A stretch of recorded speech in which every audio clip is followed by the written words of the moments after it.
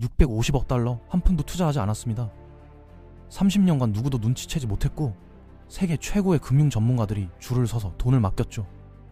월스트리트 역사상 가장 완벽한 사기꾼 버니 메이도프는 어떻게 그 모든 걸 가능하게 했을까요? 그리고 그 거대한 거짓말은 왜 하필 2008년 단 한 문장으로 무너져 내렸을까요? 오늘은 역사상 가장 정교했던 금융사기의 전말을 처음부터 끝까지 파헤쳐 보겠습니다.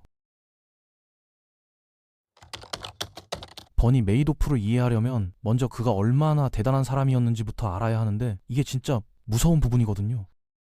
그는 사기꾼처럼 보이지 않았습니다. 오히려 정반대였죠.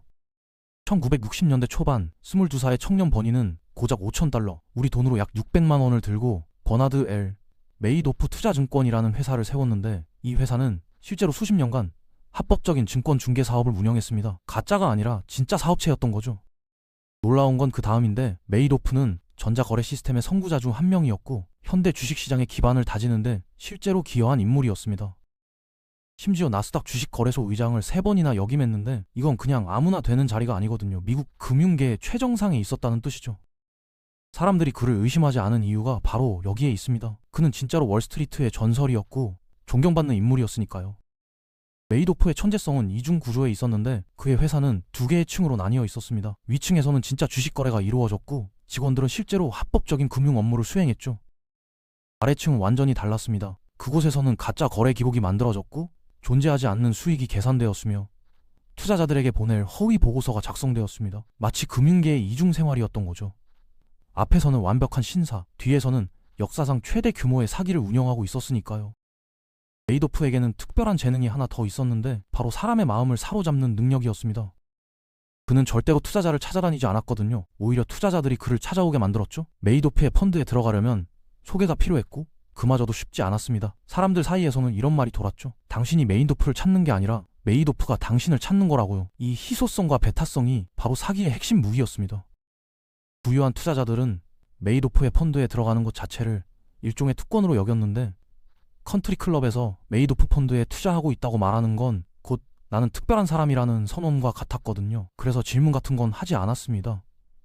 왜 수익률이 항상 일정한지, 도대체 어떤 방법으로 이런 성과를 내는지 묻는 사람은 거의 없었죠. 묻는 순간 자신도 그 특별한 클럽에서 쫓겨날 것 같았으니까요. 메이도프의 수익률은 정말 기이했는데 시장이 폭락하든 급등하든 상관없이 항상 연 10%에서 12% 사이에 안정적인 수익을 기록했습니다. 다른 투자자들이 롤러코스터를 타는 동안 메이도프의 그래프는 마치 에스컬레이터처럼 꾸준히 위로만 올라갔죠. 이건 금융시장에서 사실상 불가능한 일이거든요. 시장에는 항상 변동성이 있고 아무리 뛰어난 투자자라도 손실을 피할 수는 없으니까요. 하지만 사람들은 의심하기보다는 믿고 싶어 했습니다. 이제 그 마법의 비밀을 들여다볼 차례인데 사실 비밀이라고 할 것도 없었습니다. 메이도프가 사용한 전략의 이름은 스플릿 스트라이크 컨버전이었는데 들으면 뭔가 대단해 보이잖아요. 마치 고도의 금융공학 같고 일반인은 이해할 수 없는 월스트리트의 비밀 병기 같은 느낌이죠. 하지만 실제로는 그냥 말로만 그럴듯했을 뿐 메이도프는 단 한 번도 이 전략을 실행한 적이 없었습니다. 진짜 운영 방식은 놀라울 정도로 단순했는데 새로운 투자자에게서 받은 돈으로 기존 투자자에게 수익금을 지급하는 것이었습니다. 그게 전부였어요. 주식을 사지도 않았고 옵션 거래를 하지도 않았으며 어떤 투자 활동도 하지 않았죠. 그냥 A에게서 받은 돈을 B에게 주고 C에게서 받은 돈을 A에게 주는 식이었습니다. 이게 바로 폰지 사기의 전형적인 구조인데 찰스 폰지라는 사기꾼의 이름에서 따온 수법으로 100년도 더 된 고전적인 사기 기법이죠. 하지만 메이도프의 폰지 사기는 규모와 정교함에서 차원이 달랐는데 그는 완벽한 연극을 만들어냈습니다. 투자자들은 매달 상세한 거래 내역서를 받았는데 거기에는 언제 어떤 주식을 얼마에 샀고 얼마에 팔았는지가 빼곡하게 적혀 있었죠. 배당금 수령 내역도 있었고 모든 숫자가 완벽하게 맞아떨어졌습니다. 문제는 이 모든 게 가짜였다는 거예요. 한 번도 실행된 적 없는 거래들이 마치 실제로 일어난 것처럼 기록되어 있었던 거죠. 이 가짜 서류들을 만들어내는데 사용된 건 IBM AS400이라는 구형 컴퓨터였는데 당시 기준으로도 상당히 오래된 기종이었습니다. 하지만 메이도프에게는 오히려 완벽했죠. 이 컴퓨터는 외부 네트워크와 연결되지 않았기 때문에 해킹당할 위험이 없었고 모든 가짜 데이터를 안전하게 보관할 수 있었거든요. 수사관들이 나중에 이 컴퓨터를 분석했을 때 수십 년치 허위 거래 기록이 고스란히 저장되어 있었습니다. 메이도프 혼자서 이 모든 걸 한 건 아니었는데 그에게는 피더 펀드라고 불리는 협력자들이 있었습니다. 이들은 일종의 중개인 역할을 했는데 대형 기관이나 부유한 개인들로부터 돈을 모아서 메이도프에게 전달했죠. 치더펀드 운영자들 중 일부는 메이도프가 사기를 치고 있다는 걸 알았을 수도 있고 몰랐을 수도 있습니다. 어느 쪽이든 그들은 막대한 수수료를 챙겼고 이 돈은 결국 피해자들의 주머니에서 나온 것이었죠. 그렇다면 누구도 이 사기를 눈치채지 못했을까요? 사실 눈치챈 사람이 있었습니다. 해리 마코폴로스라는 금융분석가가 바로 그 사람이었는데 그는 2000년대 초반부터 메이도프의 수익률이 수학적으로 불가능하다는 걸 알아챘거든요. 어떤 투자 전략을 사용해도 메이도프가 주장하는 것과 같은 일관된 수익률은 나올 수가 없었습니다. 마코폴로스는 이 사실을 미국 증권거래위원회, 그러니까 SEC에 수차례 신고했죠. 결과가 어땠냐고요? 아무 일도 일어나지 않았습니다. SEC는 마코폴로스의 신고를 받고 메이도프를 조사하긴 했는데 조사 방식이 황당했거든요. 메이도프에게 직접 거래 기록을 요청했고 메이도프는 가짜 기록을 제출했으며 SEC는 그걸 그대로 믿었습니다. 조사관들은 메이도프의 명성에 압도당했고 나스닥 의장을 3번이나 지낸 사람이 설마 사기를 칠 리가 없다고 생각했던 거죠. 이건 규제 실패의 전형적인 사례였습니다. 마코폴로스는 포기하지 않았는데 2005년에는 세계 최대의 폰지 사기라는 제목의 상세한 보고서를 SEC에 제출했습니다. 29페이지에 달하는 이 문서에는 메이도프가 사기를 치고 있다는 증거가 빼곡했죠. 수학적 분석, 시장 데이터, 업계 관행과의 비교까지 모든 게 담겨 있었습니다. SEC의 반응은 또다시 무시였어요. 마코폴로스는 나중에 의회 청문회에서 이렇게 증언했습니다. SEC의 진실을 전달하는 것보다 차라리 벽에 대고 말하는 게 더 효과기였을 거라고요. 시간이 흐르면서 메이도프의 제국은 점점 더 커졌는데 2008년에는 운용 자산이 650억 달러, 우리 돈으로 약 85조 원에 달했습니다. 전 세계에서 돈이 흘러 들어왔죠. 헤지펀드, 연기금, 대학교 기부금, 자선재단, 유명 연예인들까지 메이도프에게 돈을 맡겼습니다. 스필버그의 재단도 있었고 뉴욕 매추 구단주도 있었으며 유럽의 대형 은행들도 있었죠. 메이도프는 더 이상 한 사람의 투자 문건가가 아니라 하나의 제도가 되어 있었습니다. 그러다가 2008년 9월 모든 것이 바뀌었는데 리먼 브라더스가 파산했습니다. 미국 역사상 최대 규모의 기업 파산이었고 이건 전 세계 금융 시스템을 뒤흔든 지진의 시작이었죠. 주식시장이 폭락했고 부동산 거품이 터졌으며 사람들은 공포에 질렸습니다. 그리고 공포에 질린 사람들이 가장 하는 일이 뭔지 아세요? 자기 돈을 찾으러 가는 겁니다. 메이도프의 투자자들도 마찬가지였는데 시장이 무너지는 걸 보면서 그들은 메이도프에게 환매를 요청하기 시작했습니다. 처음에는 몇몇이었지만 금세 쇄도하는 물결이 되었죠. 12월까지 메이도프가 받은 환매 요청은 70억 달러에 달했는데 문제는 그에게 실제로 있는 돈이 고작 2억 달러에서 3억 정도였다는 겁니다. 나머지는 애초에 존재하지 않았거든요. 새로운 돈이 들어와야 기존 투자자에게 줄 돈이 생기는 구조에서 새로운 돈이 끊기자 모든 게 무너지기 시작한 거죠.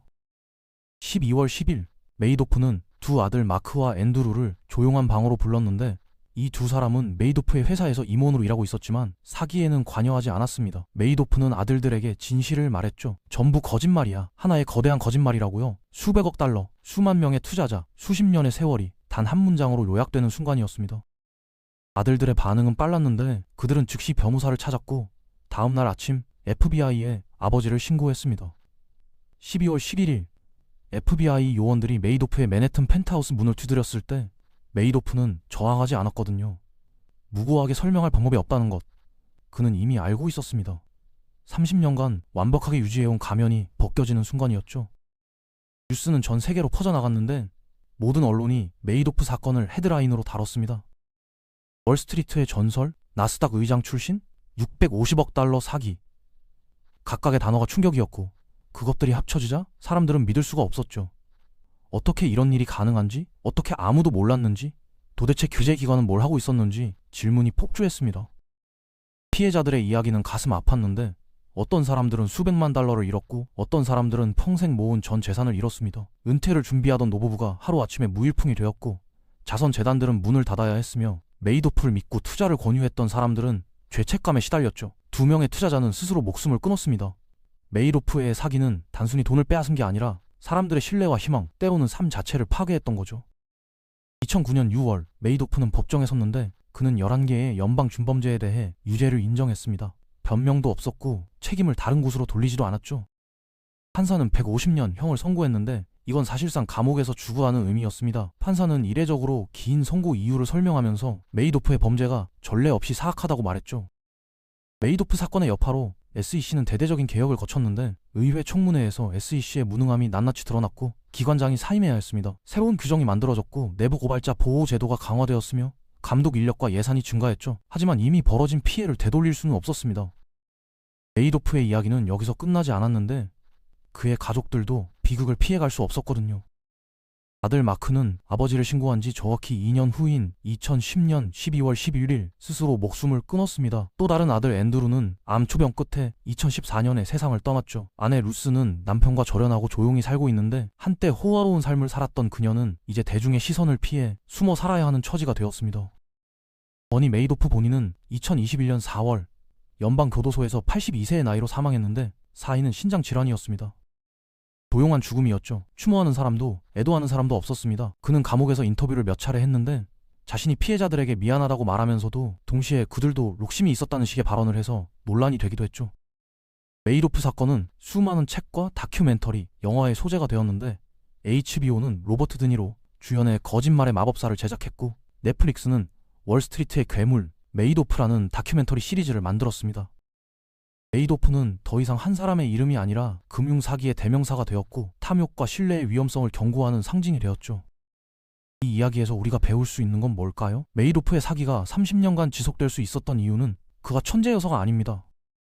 사람들이 믿고 싶어 했기 때문이죠. 너무 좋은 건 의심해야 한다는 걸 알면서도 안정적인 수익이라는 달콤한 유혹 앞에서 사람들은 질문을 멈췄습니다. 규제기관도 마찬가지였고요. 명성과 권위 앞에서 제대로 된 조사를 하지 않았죠. 결국 가장 위험한 건 눈에 보이는 악당이 아니라 신뢰할 수 있어 보이는 사람이라는 거죠.